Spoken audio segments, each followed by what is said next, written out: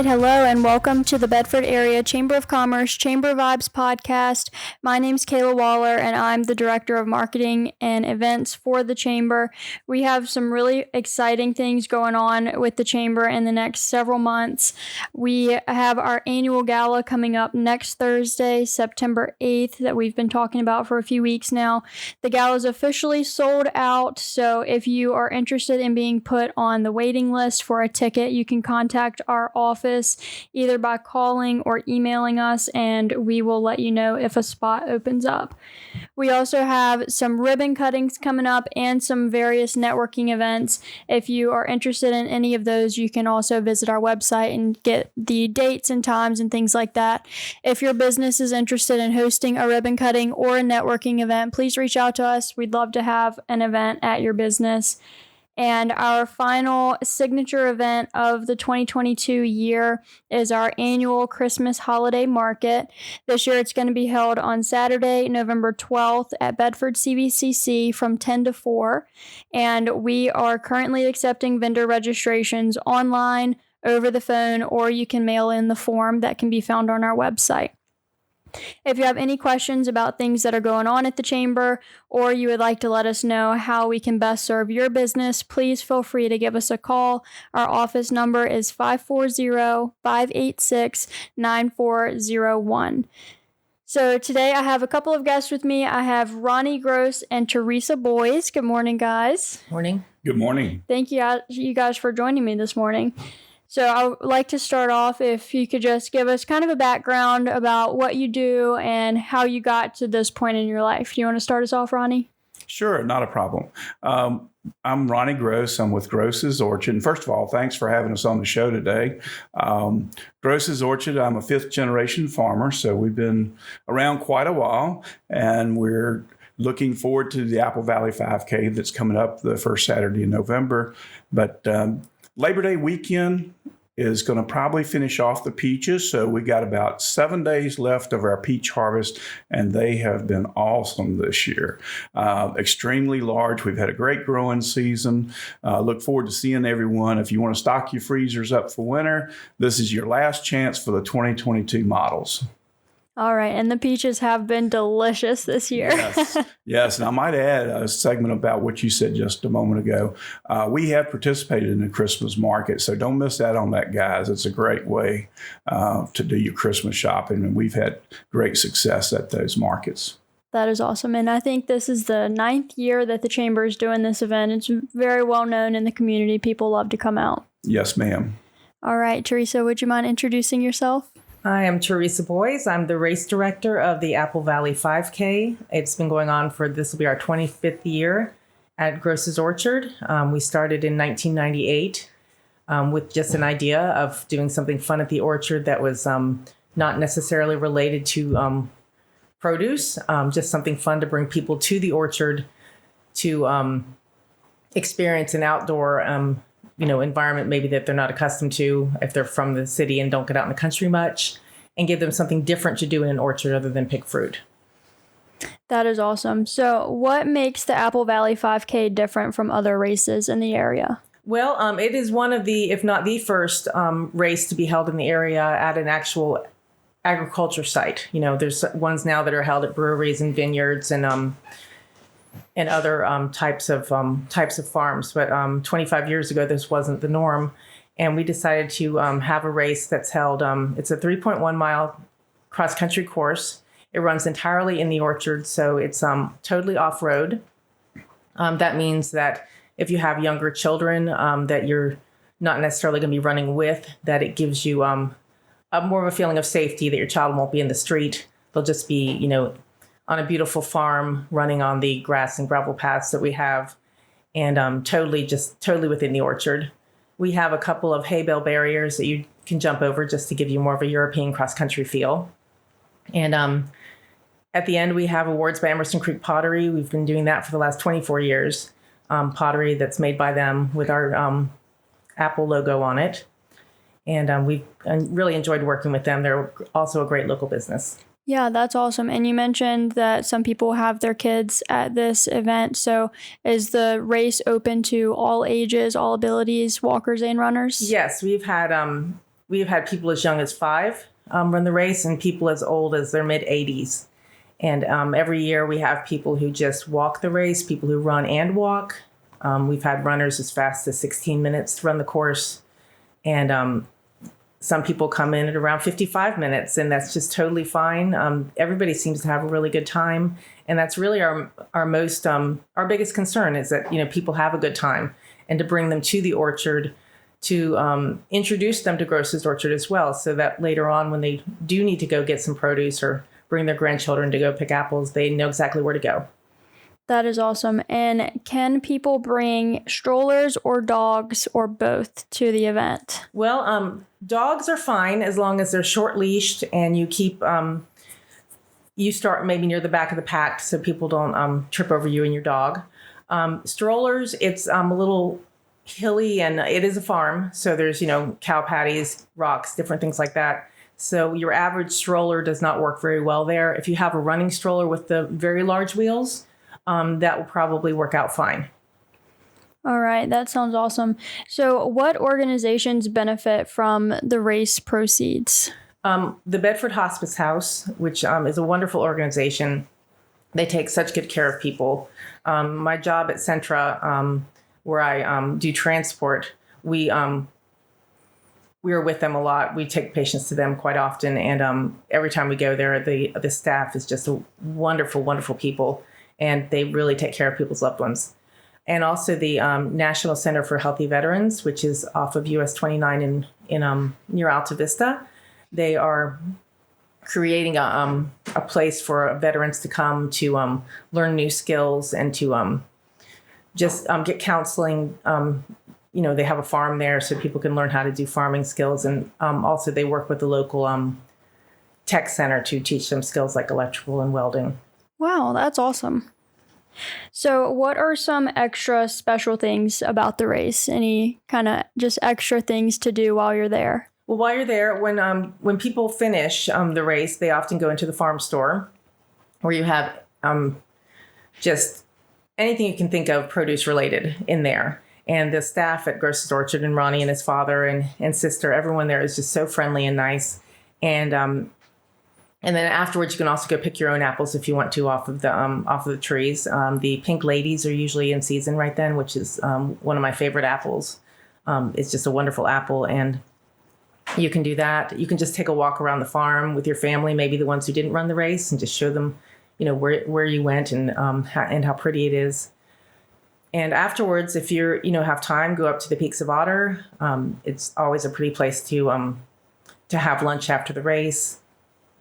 And if you're still able to take a hike again. Exactly. So do you guys have any music or door prizes or food that is there at the event? Yeah, we have Keith Campbell. He's a local musician. He comes and brings his equipment. And when he's available, he will sing live right there at the event. Sometimes we'll have tape music if he's not available. But this year he's planning on coming and singing for the crowd before the event. And then, let's see, we have door prizes from local businesses. We get those every year. And we do have, what else do we have, Ronnie? I mean, after the event, can people take the wagon rides in the afternoon? Sure, we can give a walk and guided tour, history tour of the farm that dates back, prior to 1900, and that's always educational for the family. And I think Teresa nailed it just a minute ago. The fact that you're getting people out and they're learning about agriculture. I served on the ag board here in Bedford for numerous years.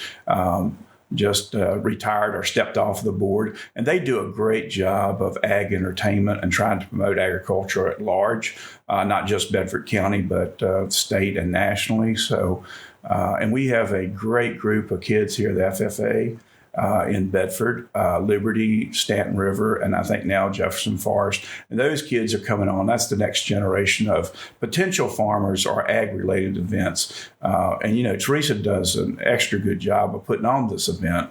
It's a whole lot of effort. We have to prepare the course the week of.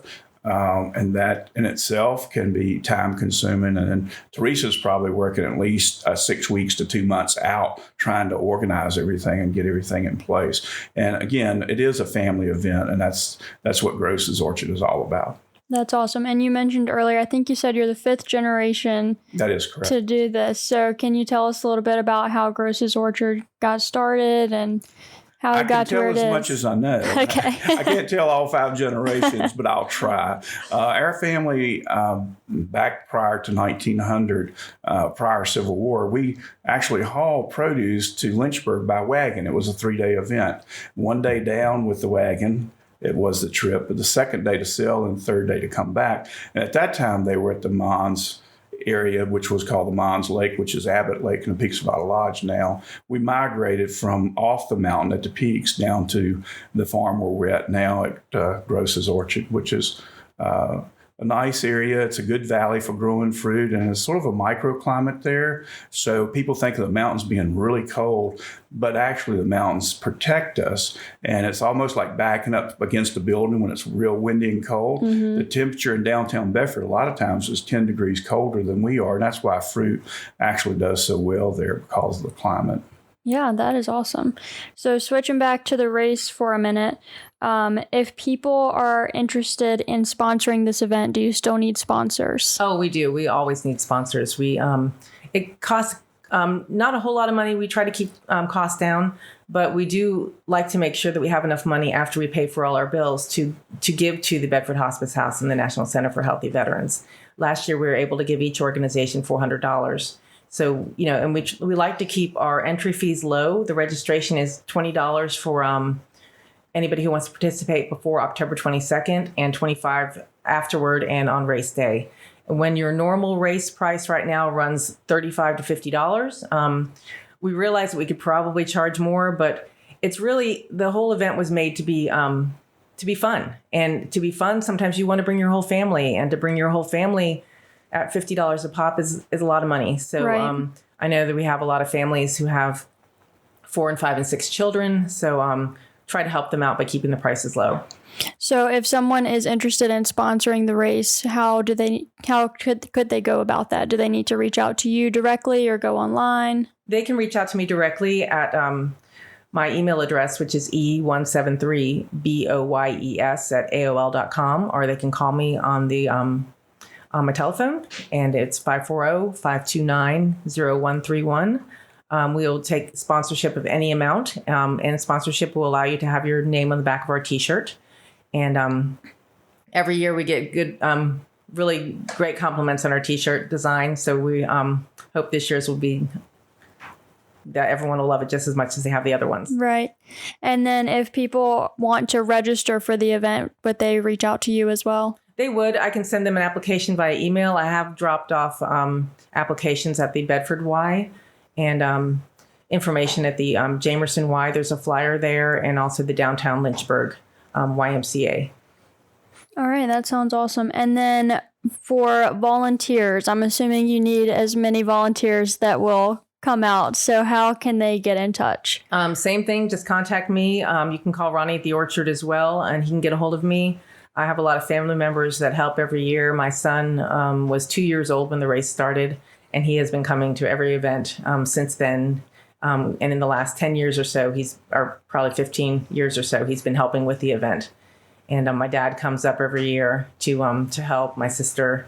And then we have various college students and high school students needing community service credit, which we can also give them if they contact me and have the proper paperwork for me to fill out.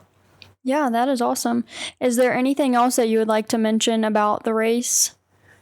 We just want people to come out and have fun. I mean, we do have some runners who are, college runners, really fast, very, very fast people. But the average time for our 5K is around 33 minutes. So it's not an intimidating event. It's very fun. We love and welcome all people with all abilities. We have a couple gentlemen who walk about 55 minutes for the course every year, and it's just wonderful to see them continue to come back year after year, just coming because they have fun. It is mainly meant to be a fun event for for the entire family. Yeah, that is so awesome. And tell us one more time the date, time, and location. The time is 10 a.m. November 5th. It's a Saturday, first Saturday of November, at Gross's Orchard, which is at 6817 Wheats Valley Road in Bedford. All right. Thank you so much. And Ronnie, is there anything else you would like to mention about Gross's Orchard? Well, first, I'd like to say we're looking forward to the 25th. This is 25 years. It's hard to believe, this foot race. And I have a friend that's actually collected every T-shirt from all. Oh, wow. So this will be his 25th T-shirt. And it's and she does a great job of changing up the T-shirts and having the logo. And it's always interesting to see what comes out of the artwork. But yeah, we look forward to seeing everyone. We're starting the apple harvest season. Labor Day usually kicks that off. And we're finishing up the peach season, as I said earlier. And we look forward to seeing everyone. Bedford supports Gross's Orchard so well. We're very blessed to live in a community that everybody tries to work together as a team. That is amazing. Well, thank you guys again for coming on the podcast this morning.